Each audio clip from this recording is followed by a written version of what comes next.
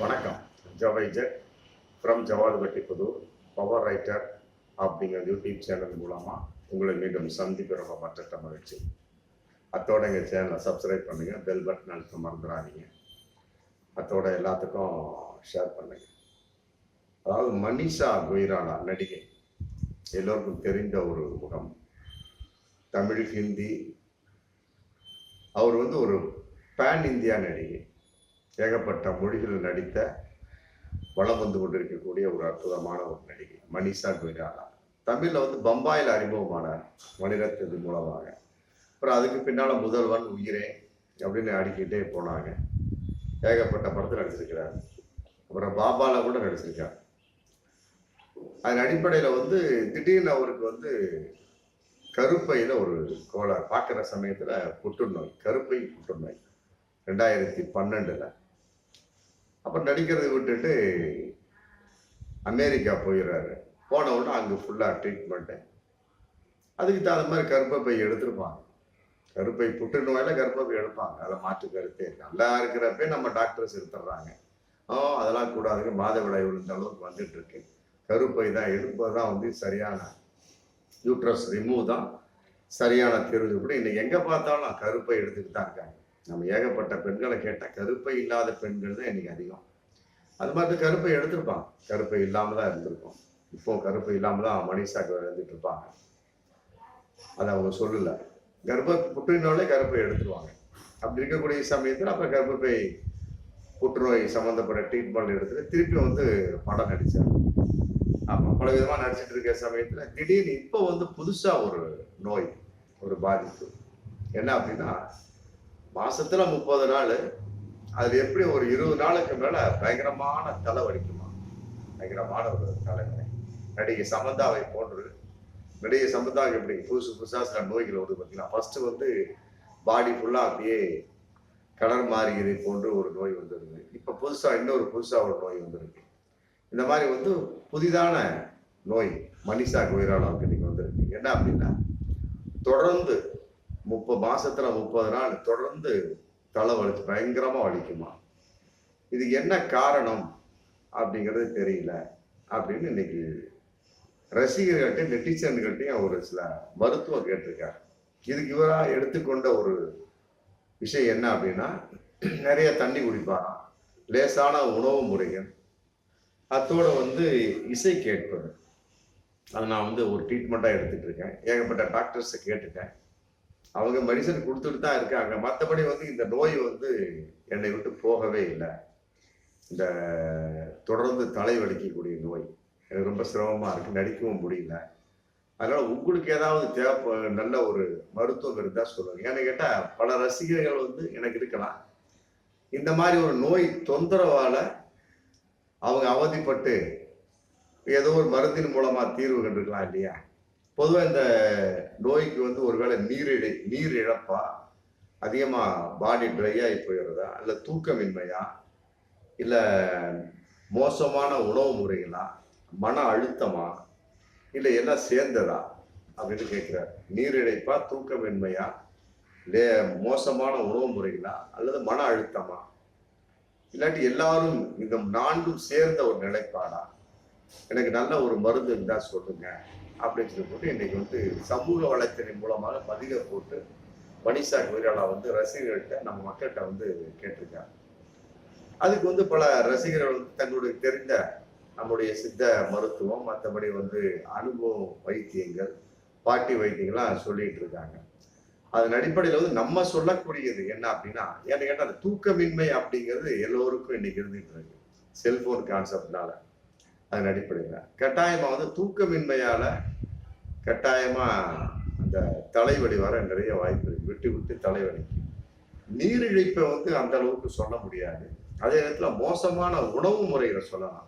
Tea, coffee, பால், மற்றபடி தேவையற்ற அந்த உணவு முறைகள், மற்றபடி வேறு விதமான சில இந்த இப்ப சொல்றாங்க பார்த்தீங்களா, அந்த மாதிரி நிறைய மோசமான உணவு முறைகள்லாம், ஃபாஸ்ட் ஃபுட்டு, மற்றபடி ஜங்க் ஃபுட்டுன்னு சொல்றாங்க. அந்த மாதிரி உணவுலாம் எடுத்தோம் அப்படின்னா கண்ட ஒரு கெமிக்கல்ஸை கலந்து தான் செய்ய முடியும். அதே ஒரு டப்பா உணவுகள் இதெல்லாம் அடிக்கடி சாப்பிட்டோம் அப்படின்னா கட்டாயம் திடீர்னு தலை வலிக்கும், அதில் மாற்று கருத்து இல்லை. அதே நேரத்தில் மன அழுத்தம் முக்கிய காரணம், அதில் எந்த ஒரு மாற்று கருத்து இல்லை. அது ரொம்ப மனிஷாவின் கோயிலாளா குறிப்பிட்டிருக்காரு. மன அழுத்தம்ங்கிறது கட்டாயமா தலைவலி கட்டாயமா உண்டு, அதில் எந்த ஒரு மாற்று கருத்துமே இல்லை. அதனால மன அழுத்தம் இல்லாமல் பாருங்க. சொல்லுவது பெரிதில்லை, இதெல்லாம் இல்லாம எவ்வாறு பார்ப்பது அப்படின்னா அவரும் இப்ப செஞ்சிருப்பார் பலவிதமா. ஆங்கில மருத்துவம் மற்ற சோறு செஞ்சிருப்பாரு. ஆனா யோகா பண்ணியிருக்க மாட்டார். யோகா, பிராணாயாமம், தியானம் அப்படிங்கிறது அற்புதமான ஒரு மருத்துவத்தின் வெளிப்பாடு. அதாவது தொடர்ந்து ஒரு மனிதனுக்கு இந்த தலை வலிக்குது அப்படின்னா கட்டாயமா யோகாவால் அது கட்டாயமா நிவர்த்தி ஆக முடியும். அதே நேரத்தில் பிராணாயாமம், மூச்சு இழுத்து விடுவது, அப்புறம் தியானம். ஆமாம், அதில் புத்த தியானம்ங்கிறது ரொம்ப அற்புதமான ஒரு தியானம். அந்த தியானத்தை தொடர்ந்து செய்து கொண்டே வந்தால், தியானத்தில் அது எவ்வாறு செய்வது அப்படிங்கிறத நம்ம இங்கே எங்களுடைய பவர் ரைட்டர் யூடியூப் சேனல் போய் பார்த்தாங்கன்னா மனிஷா கோயிலால கண்டுபிடித்து விடலாம். இந்த வீடியோ மூலமா அவருக்கு நான் சொல்லி கொடுவது, கேட்கக்கூடிய மக்களும் நீங்களும் பயன்படுத்தலாம். அதாவது ஒரு நாளைக்கு மினிமம் 5 தடவை 6 தடவை அந்த புத்த தியானம் அப்படிங்கிற தியானத்தை செஞ்சீங்க அப்படின்னா, இந்த பவர் ரைட்டர் யூடியூப் சேனல் நாங்கள் போட்டிருக்கோம். பார்த்தீங்க அப்படின்னா கட்டாயமா உங்களுக்கு மன அழுத்தம் வராது, தலைவலி வராது, மற்றபடி வாந்தி வரக்கூடிய ஒரு சூழல், மற்றபடி எண்ணங்கள் சரியா இருக்கும். இந்த மாதிரிலாம் சரியா இருக்கு, நிறைய வாய்ப்பு இருக்கு. அதன் அடிப்படையில தூக்கமின்மை இல்லை இருக்காது. யோகா, பிராணாயாமம், தியானம்லாம் பண்ணக்கூடிய சமயத்துல தூக்கமின்மை கட்டாயமா இருக்கு. தூக்கம் நல்லா வரும். நீரிழிப்பு அப்படிங்கிறதுக்கு நம்ம ரொம்ப சிம்பிள், ஒரு நாளைக்கு 3 லிட்டர் தண்ணி குடிச்சா போதும். மற்றபடி மோசமான உறவை சொன்ன மாதிரி இந்த சமோசா, மற்றபடி உருளைக்கிழங்கு ஐட்டங்கள், மற்றபடி வாயு சம்பந்தப்பட்ட கோளாறுகள், கபத்தை உண்டு பண்ணக்கூடிய ஒரு உணவு முறைகள், அந்த மாதிரிலாம் தவிர்த்துக்கிட்டு அப்படின்னா கட்டாயமா சில பேருக்கு பீர்க்கங்காயே ஒத்துக்காது, சில பேருக்கு சுரக்காய் ஒத்துக்காது, சில பேருக்கு முள்ளங்கி ஒத்துக்காது. இதெல்லாம் நீர் காய்கறிகள்.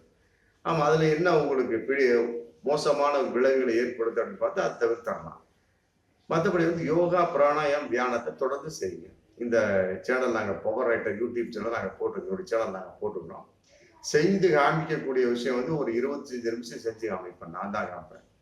அதை நீங்க டெய்லியும் காலையில் ஒரு 5 மணிக்கு எந்திரிச்சிருங்க, ஒரு 6 மணிக்கு கூட எந்திரிச்சிருங்க. செய்யக்கூடிய சமயத்தில் அந்த யோகா, பிராணாயாமம், தியானம் செய்யக்கூடிய சமயத்தில் 1 hour ஆகும். ஆமா, அதை செஞ்சு பாருங்க. தொடர்ந்து செய்கிற சமயத்தில் ஒரு 48 நாட்கள்ல கட்டாயமா ஒரு ரிலீஃப் தர நிறைய வாய்ப்பு இருக்கு. ஏன்னு கேட்டால் எனக்கு தெரிந்த நிறைய பெண்களுக்கு, ஆண்களுக்கு நான் சொல்லியிருக்கேன். நான் என்னை தேடி வரக்கூடிய பல நேயர்களுக்கும் பல நண்பர்களுக்கு நான் சொல்லியிருக்கிறேன். ஏன்னா நான் ஒரு யோகா தெரபிஸ்ட், அதனால சொல்லியிருக்கிறேன். அதன் அடிப்படையில் நிறைய பேர் கண்ணாடியை தூக்கி எறிஞ்சிட்டாங்க. ஆமா, என்னங்க அப்படின்னு கேட்டா அற்புதமா இருக்கு சார், தலைவலியே கிடையாது, எனக்கு தூரத்து பார்வை கிடையாது, நல்லா இருக்கு, உடம்பு நல்லா இருக்கு கூப்பிட்டு கண்ணாடியை தூக்கி எறிஞ்சிட்டாங்க. மற்றபடி தலைவலி இல்லாம இன்னைக்கு நிறைய பேர் இருந்துட்டு இருக்காங்க. அதே மாதிரி கீரை வகைகள் அது அடிக்கடி சேர்த்துங்க, பப்பாளி அடிக்கடி சேருங்க, மனிஷா கொய்ராளாவுக்கு நான் சொல்லிக் கொள்வது. அப்புறம் முருங்கை கீரை அதிகமா சேருங்க, அது கட்டாயமா கண் பார்வை நிறைய ஏற்படுத்தும். பிளஸ் யோகா, அது அசனம் பாதி ஆசனம் பாதி. ஆமா, நீங்க உணவு முறைகளை மட்டும் எடுத்தீங்கன்னா கட்டாயமா பாதி ஒரு குணம் தான் கிடைக்கும். பிளஸ் யோகா கலந்துக்கிட்டீங்க அப்படின்னா 100% கிடைக்க வாய்ப்பு இருக்கு. அசனம் பாதி ஆசனம் பாதி தான். அசனம்னா உணவு முறை, ஆசனம்னா யோகா, 2 கலந்து அடிக்கக்கூடிய சமயத்துல நாம் சாப்பிடக்கூடிய சாப்பாடு பாடியில் அப்படியே ஃபுல்லா ஒரு இறங்கிடும். இல்லை அப்படின்னா அது அங்க இருந்து தங்கி கொழுப்புகளாக மற்றபடி தேவையற்ற ஒரு வலியை ஏற்படுத்தக்கூடிய சூழல் ஏற்படும். அதனால என்ன சாப்பிட்டாலும் சரி, காலையில ஒரு 1 hour யோகா, பிராணாயம், தியானத்தை பண்ணிட்டீங்க அப்படின்னா கட்டாயமா உங்களுக்கு எந்த நோயுமே இருக்காது. குறிப்பாக இந்த தலைவலி என்பது விடுபட்டு போய்விடும் அப்படிங்கிறது நான் அடிச்சு சொல்ல முடியும். இதை உணர்ந்து மனிஷா கொய்ராளா தன் வாழ்வில் ஏற்படுத்திட்டார் அப்படின்னா கட்டாயமா தலைவலி இல்லாத ஒரு வாழ்க்கையை ஏற்படுத்தி கொள்ள முடியும். மன அழுத்தம் இருக்காது, தூக்கம் நல்லா வரும். ஆமா, சில நேரங்களில் மோசமான உணவு முறைகளை சாப்பிட்டாலும் கூட அதே அந்த யோகா அவர்களுக்கு செரிமான தன்மையை கொடுத்து விடும். அதெல்லாம் நீரிழப்பு அப்படிங்கிற கான்செப்ட், ஒரு 3 லிட்டர் தண்ணி ஒரு நாளைக்கு குடிங்க, சரியா போகும். இதான் ஒரு அற்புதமான மருத்துவமாக இருக்க முடியும் என்பது என்னுடைய ஒரு கணிப்பு. இதை நடிகை மனிஷா கொய்ராளா தொடர்ந்து செய்தார் என்ற கட்டாயமா மிகப்பெரிய ஒரு மாற்றத்தை அவர் சந்திக்க முடியும் என்பது பகிரங்கமான ஒன்று. பார்ப்போம் மீண்டும் அடுத்த வீடியோ. நன்றி.